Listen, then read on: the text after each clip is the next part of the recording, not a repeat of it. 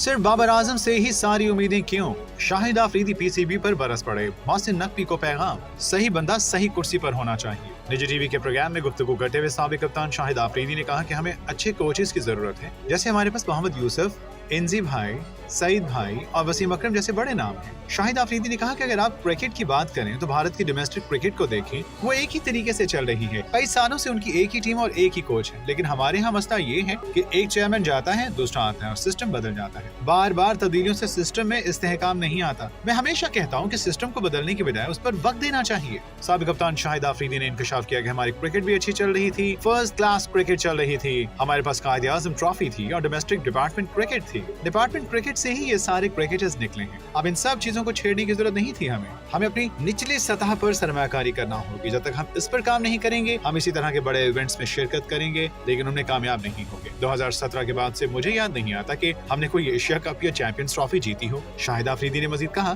कि सबके लिए सिस्टम की मुस्तकिल मिजाजी बहुत जरूरी है, और जब हम एक अच्छे कोच या ट्रेनर को लाएं तो उन्हें वक्त देना चाहिए ताकि वो अपने काम को बेहतर तरीके से अंजाम दे सके। इससे हमारे खिलाड़ियों की परफॉर्मेंस में बेहतरी होगी और टीम की कारकर्दगी में भी बेहतरी आए। साबिक कप्तान शाहिद खान आफरीदी का कहना था कि मोहसिन नकवी उन लोगों को एक ही मर्तबा लेकर आए, लेकिन अपने किसी सीनियर से मशवरा करके, जो क्रिकेट को जानते हैं। सही बंदा सही कुर्सी पर होना चाहिए।